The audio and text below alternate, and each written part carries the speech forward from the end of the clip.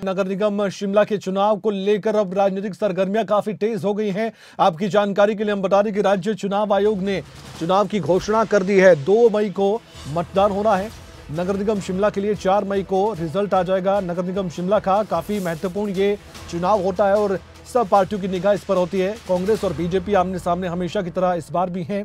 13, 17 और 18 अप्रैल को नामांकन दाखिल कर सकेंगे उम्मीदवार। ये जानकारी हम आप तक पहुंचा रहे हैं। नगर निगम पालमपुर के वार्ड नंबर 2 पर भी उपचुनाव होना है, तो ऐसे में इस नगर निगम चुनाव को लेकर राजनीतिक बयानबाजी भी शुरू हो चुकी है। उसके बारे में भी हम जरूर आपको जानकारी देंगे, बताएंगे, लेकिन उससे पहले ये जानकारी देना बहुत जरूरी हो जाता है कि चुनाव का शेड्यूल क्या है। उसके बारे में ये जानकारी प्राप्त हो चुकी है, मिल चुकी है, और उसके बाद ही हम आपको ये जानकारी बता रहे हैं।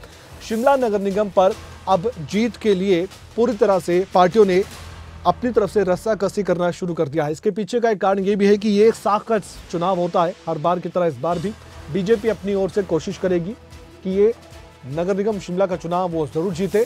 कांग्रेस की ओर से क्योंकि अब हौसले बुलंद हैं, सत्ता में पार्टी आ चुकी है, तो इसलिए शिमला नगर निगम को लेकर कांग्रेस भी आश्वस्त नजर आ रही है कि वो जरूर टक्कर देकर जीत हासिल करेगी। लेकिन दोनों के दावे अपनी जीत के हैं।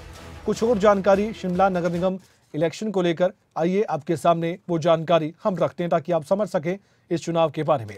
शिमला नगर निगम के जो चुनाव होने जा रहे हैं, कितने वार्ड हैं, सबसे पहले ये भी जानकारी हम आपके सामने साझा करना चाहते हैं। शिमला नगर निगम में कुल 34 वार्ड हैं। इसको लेकर आप जानते हैं पिछले दिनों कंट्रोवर्सी भी हुई थी। 1 अप्रैल को शहरी विकास विभाग ने शिमला नगर निगम चुनाव को लेकर आरक्षण रोस्टर भी जारी किया था। आरक्षण रोस्टर के तहत 34 में से 17 वार्ड महिलाओं के लिए रिजर्व किए गए हैं और इनमें से 3 वार्ड अनुसूचित जाति की महिलाओं के लिए रिजर्व किए गए हैं, आरक्षित किए गए हैं। शिमला नगर निगम के 34 वार्ड में से 14 वार्ड अनरिजर्व है, अनारक्षित हैं। यहाँ पर कोई भी चुनाव लड़ सकता है, लेकिन कुछ रिजर्व कैटेगरी है, उसके बारे में हमने आपको जानकारी भी दी है। और इसके साथ ही और भी जानकारी शिमला नगर निगम को लेकर हम आपके सामने रखने जा रहे हैं, उस पर भी गौर जरूर फरमाइएगा।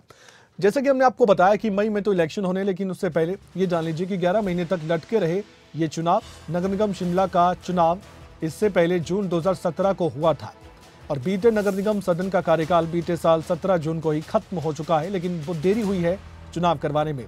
वार्ड पुनर्सीमा जो होती है, इनकी पुनर्सीमांकन के विवाद के चलते ये सब कुछ हुआ। चुनाव करीब 11 महीने तक लटके रहे और अब राज्य निर्वाचन आयोग ने चुनाव का ऐलान कर दिया। ऐसे में करीब 11 महीने बाद नगर निगम शिमला को नया सदन भी मिलेगा, नया हाउस मिलेगा, नए मेंबर्स मिलेंगे, नया मेयर शिमला नगर निगम को मिलेगा और इसलिए ये बहुत महत्वपूर्ण है इलेक्शन, जिसके बारे में हम बातचीत करने जा रहे हैं।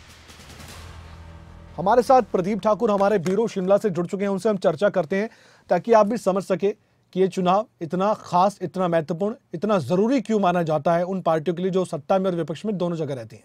प्रदीप, एक बार शेड्यूल भी अपनी जुबानी बताइए।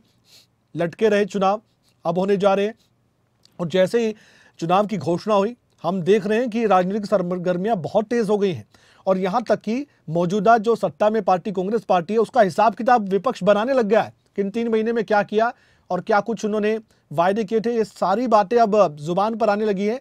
सुखविंदर सिंह सुक्खू मुख्यमंत्री भी अब नगर निगम शिमला के बारे में बातचीत करने लगे हैं। बिल्कुल कमल, देखिए ये पहली अग्निपरीक्षा होगी, चाहे सत्ताधारी दल कांग्रेस की बात करें या फिर विपक्षी दल बीजेपी की, और बाकी भी जो दल यहाँ पर चुनाव लड़ते हैं यहाँ पर शिमला में नगर निगम के दौरान, उसमें सीपीआईएम भी है, आम आदमी पार्टी भी कोशिश कर रही है। तो ऐसे में पहली अग्निपरीक्षा है और चुनाव, विधानसभा चुनाव के बाद इसमें किस तरह से इस नगर निगम पर काबिज हो, ये कोशिश सभी दल करेंगे। लेकिन विपक्ष जहां की बात करें, बीजेपी की बात करें, तो वो ज्यादा तैयारी कर रहा है। हम कह सकते हैं कि उनकी कोशिश रहेगी कि इस पर अपना जो कब्जा है वो बरकरार रखे, क्योंकि मेयर, डिप्टी मेयर अब तक बीजेपी के ही यहाँ पर थे और पूर्व में जब कांग्रेस सरकार थी तब उस दौरान यहाँ पर मेयर, डिप्टी मेयर बीजेपी के बने हैं। तो कोशिश अब फिर से रहेगी बीजेपी की। और दूसरी तरफ अगर कांग्रेस की बात करें तो सरकार इस वक्त सत्ता में है, और नगर निगम शिमला की बात करें तो ये मुख्यमंत्री सुखविंदर सिंह सुक्खू के भी काफी करीब ये नगर निगम है, क्योंकि चुनावी राजनीति में मुख्यमंत्री यहीं से आए थे, पार्षद बने थे छोटा शिमला से। तो कह सकते हैं कि ये एक बड़ी चुनौती भी रहेगी और मुख्यमंत्री कोशिश भी करेंगे कि यहाँ पर कांग्रेस का ही मेयर बने। इसके लिए पूरी कांग्रेस पार्टी को यहाँ पर और बाकी जो मंत्री हैं, विधायक हैं, उनको सौंप दिया जाएगा चुनाव प्रचार में। मुद्दे बहुत सारे हैं। हालांकि अगर इस चुनाव की बात करें तो ये बहुत पहले ही चुनाव हो जाने चाहिए। पिछली साल ही 2022 जून 2022 से का कार्यकाल खत्म हो चुका था, उसके बाद से चुनाव नहीं हो पाए। इसकी वजह ये भी रही जो 41 बार किए गए थे उस वक्त बीजेपी सरकार ने, उसका विरोध हुआ। कांग्रेस के ही कुछ पार्षद कोर्ट में जाते हैं, फिर ये केस जो है लटका जाता है। तो उसी दौरान विधानसभा चुनाव नजदीक आते हैं तो उस दौरान बीजेपी को भी लगा होगा कि अगर हम विधानसभा चुनाव नजदीक आते हैं तो उस दौरान बीजेपी को भी लगा होगा कि अगर हम इस दौरान चुनाव करवाते हैं तो अगर नेगेटिव वहां पर रिजल्ट आया तो एक नेगेटिव मैसेज लोगों में ना चला जाए, इसलिए ये चुनाव टल गए थे। और अब चुनाव फिर से जो है इसकी घोषणा हो चुकी है। पिछले कल ही इसकी घोषणा हो चुकी है। 2 मई को जिस तरह से वोटिंग होनी है, 4 मई को रिजल्ट आना है, ये पूरा शेड्यूल जो है जारी हो चुका है। और इस बीच आज विधानसभा में एक विधेयक भी जो है सत्ता पक्ष की तरफ से लाया गया। डिप्टी सीएम मुकेश अग्निहोत्री ने उसको सदन में रखा, नगर निगम संशोधन विधेयक, जिसमें पूर्व में जो 41 वार्ड हुए थे उनको फिर से पुरानी व्यवस्था के अनुसार 34 वार्ड ही रखा जाएगा। एक बार ये जो विवाद उठ खड़ा हुआ था बीजेपी और कांग्रेस के बीच और मामला कानूनी तौर पर भी पेचीदा सा हो गया था, इसके बारे में थोड़ा सा संक्षेप में आप बताएंगे हमारे दर्शकों को, क्योंकि इसका मुद्दा भी छाया हुआ था पिछले दिनों, हमने खूब देखा।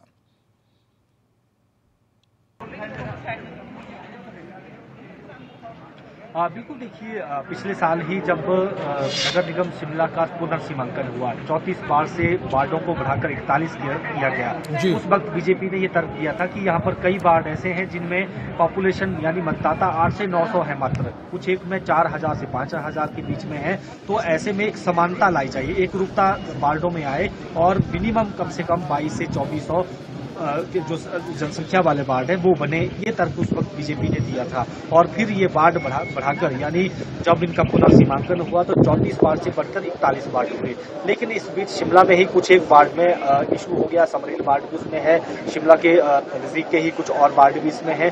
2-3 वार्ड में एक इशू हो गया कि एक घर दूसरे वार्ड में और उसका एक हिस्सा किसी और वार्ड में था। तो इस पूरे विषय को लेकर कांग्रेस के ही पार्षद जो हैं वो उस वक्त कोर्ट में गए थे और फिर ये मामला हाईकोर्ट में चलता रहा और बाद में उसका पुनर्सीमांकन करने के निर्देश भी हाईकोर्ट की तरफ से दिए गए थे कि फिर से इसको ठीक किया जाए।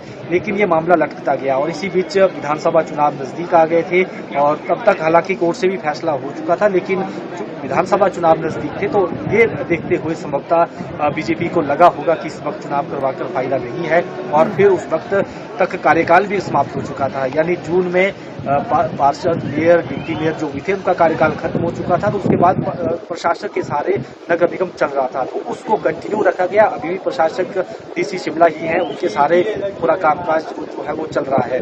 और अभी तो नगर निगम शिमला का बजट भी आना है, वो भी अभी तक नहीं आ पाया है। ठीक है, अब जब नया जो मेयर, डिप्टी मेयर बनेंगे, नया नगर निगम बनेगा, उसके बाद ही आगे क्या प्रोसेस शुरू होगा। चलिए इस पर हम चर्चा करते रहेंगे और काफी महत्वपूर्ण जानकारी आपने साझा की है और दर्शकों को बताई है। बहुत बहुत धन्यवाद।